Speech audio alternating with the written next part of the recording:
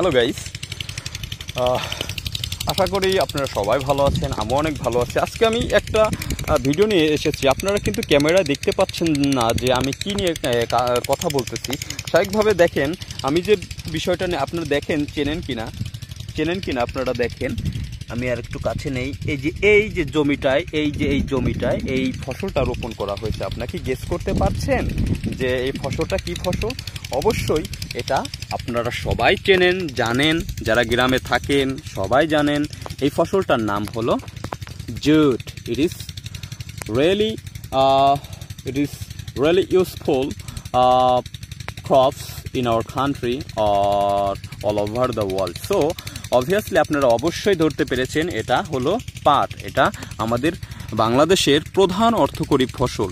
So দেখেন এটা আমাদের জমি। এই জমিতে আমি এসেছি কিছুদিন আগে, অর্থাৎ 3 দিন আগে। আমরা এই জমিতে কি করেছি? আমরা প্রথমে সার দিয়েছি। আমার আব্বু ছিল, আমার ভাইয়া ছিল, বড় ভাইয়া, এবং আমি এসেছিলাম। আমি কি করেছিলাম? আমি ওই যে দেখা যাচ্ছে সামনে যে একটা মেশিন আছে, ওই যে দেখেন মেশিন আছে, ওই মেশিনে আমরা ওই যে দেখেন মেশিন, ওই মেশিনে কি করেছি? আমি ফিতা বিছিয়েছি। তারপর আমি ওই কাজগুলো করতেছিলাম। আমার ভাইয়া সার বুনতেছিল। অবশ্যই আপনাদের বলে রাখি, সারের মধ্যে ছিল হলো টিএসপি পটাশ সার বেশি ছিল, যেটা খুবই কার্যকরী। এবং তারপরে ছিল হলো কিছু ইউরিয়া সার ছিল এবং ডিআইবি সার ছিল। তো ওই সারগুলো আমরা এখানে দিয়েছি। আর আমার বাবা বীজ বপন করতেছিল, কারণ আমার বাবা খুবই অভিজ্ঞ বীজ বপন করতে, এবং উনি অ্যাজ এ ফার্মার উনি অনেক কিছু জানেন ফার্মিং সম্পর্কে। সো আমি অত নলেজ রাখি না, বাট যতটুকু আমি গেদার করেছি সেইটুকু আপনাদের শেয়ার করব। সো আমরা এই বীজটা বপন করেছি, এবং এখানে তাপমাত্রা ছিল প্রচণ্ড তাপমাত্রা ছিল। সো আমরা যত ভালোভাবে সেচ বা জমিতে পানি দেই না কেন, ওই পানিটা কি হয়ে যায়? নষ্ট হয়ে যায়। ওই পানিটা শুকিয়ে যায়, অর্থাৎ বীজটা ভালোভাবে জ্বালাতে পারে না, গজাতে পারে না। সো বীজ গজানোর জন্য 2-3 দিন টাইম লাগে। কিন্তু আপনারা দেখতে পাচ্ছেন যে এই যে দেখেন আমাদের এখানে কিন্তু জমিতে বীজটা গজিয়ে গেছে, কারণ বীজটা গজিয়ে গেছে। এবং দেখেন মাটিটাও কিন্তু মাত্র 3 দিন আগে দেওয়া হয়েছে, কিন্তু মাটিটাও কিন্তু শুষ্ক হয়ে গেছে। আপনারা দেখতে পাচ্ছেন মাটিটা কিন্তু শুষ্ক হয়ে গেছে। সো আমি একটা বিষয় শেয়ার করতে চাই। আপনারা যে এলাকায় থেকে, আপনাদের এলাকায় যদি তাপমাত্রা অসহনীয় থাকে এবং পানি দেওয়ার পরেই পানিটা একদিনের ভিতর শুকিয়ে যায়, তারা কি করতে পারেন? আগের দিনে বীজটা সুন্দরভাবে ভিজিয়ে রাখবেন। 7-8 ঘন্টা ভিজিয়ে রাখার পরের দিন সকালবেলা ওই বীজটা সুন্দরভাবে ছেঁকে ওই বীজটা আপনার জমিতে বপন করে দেবেন। কারণ কি হয়, যখন বীজটা ভিজে যায় তখন কিন্তু সে মাটিতে পড়ার পরে 2-1 দিনের ভিতর ওই বীজটা কি হয়ে যায়?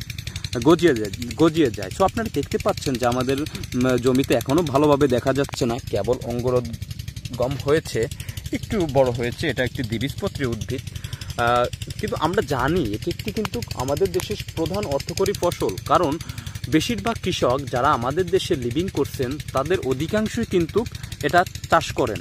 আর পুরো পৃথিবীর মধ্যে বাংলাদেশ কিন্তু শীর্ষস্থানে অবস্থান করে, বা আমি ভালোভাবে মনে করতে পারছি না, প্রথম বা দ্বিতীয় স্থানে বাংলাদেশ অবস্থান করতেছে এই পাট উৎপাদনের ক্ষেত্রে। সো আপনারা গাইস বুঝতেই পারতেছেন এটা একটা খুবই অর্থকরী ফসল। আর অবশ্যই আপনারা যারা আছেন এবং যারা পাট চাষ করতে চান, তো অবশ্যই আপনারা কি করবেন? প্রথমে জমিটা সুন্দরভাবে ঠিক করে তারপর আপনারা কিছু কম্পোস্ট সার দিতে পারেন, গোবর সার। তারপরে আপনারা ইউরিয়া সার দিতে পারেন, টিএসপি পটাশ দিবেন, কারণ টিএসপি পটাশ শিকড় গজানোর ক্ষেত্রে বা পাটের আঁশ হওয়ার ক্ষেত্রে খুবই ভালো একটা ভূমিকা পালন করে। তো আপনারা এই বিষয়গুলো আপনারা কি করতে পারেন? আপনারা অন্তর্ভুক্ত করতে পারেন। তারপরে আমি যে বিষয়টা বলবো সেই বিষয়টা হলো, আপনারা সুন্দরভাবে বীজটা বপন করবেন। বীজটা বপন করার পর আপনারা কি করবেন? আপনারা সেচ দিবেন। যদি বৃষ্টি হয় তো ভালো, আর বৃষ্টি না হলে আপনারা কি করবেন? জমিতে পানি দিবেন। জমিতে পানি যখন দেওয়া শেষ হয়ে যাবে, জমিতে পানি দেওয়া যখন শেষ হয়ে যাবে, তো আপনারা আর একটা কাজ করতে পারেন, যেই কাজটা হলো আপনারা একটু পর্যবেক্ষণ করতে, মানে মাঠে এসে দেখতে পারেন কোথাও কোনো ঘাস হয়েছে কিনা। এই যে হাতালি যদি কোনো ঘাস থেকে ঘাসগুলো আপনারা পরবর্তীতে কেটে দিতে পারেন। যখন এটা কয়েক পাতা হয়ে যাবে, অর্থাৎ মানে 2 পাতা একটু একটু যখন বড় হয়ে যাবে, তখন কি করবেন আপনারা আরেকটা সেচ দিবেন। আরেকটা সেচ দিয়ে কিছু পরিমাণ কিছুটা ইউরিয়া সার দিয়ে দেবেন। অল্প পরিমাণ ইউরিয়া সার দিয়ে তারপর সেচ দিবেন। সেচ দেওয়ার পর আপনারা ছোট ছোট ঘাস হইলে পানিটা একটু, অর্থাৎ জমিটা একটু জোয়ালে, মানে পানি একটু শুষ্ক শুষ্ক হইলে তখন আপনারা সেচ কোবাই দিবেন। ছোট নিড়ানি দিয়ে আপনারা কি করবেন, কোবাই দিবেন। কোবাই দেওয়ার পরে ওই জমিতে আর তার থেকে 10-15 দিন পর আরেকটা সেচ দিবেন। আরেকটা সেচ দিয়ে প্রচুর, মানে যতটা দেয়া প্রয়োজন সার, ওই সারটা দিয়ে আপনারা কি করে দেবেন, সেচ দিয়ে দেবেন। তার পরবর্তীতে দুইটা আরেকবার আমাদের নিড়াতে হয়।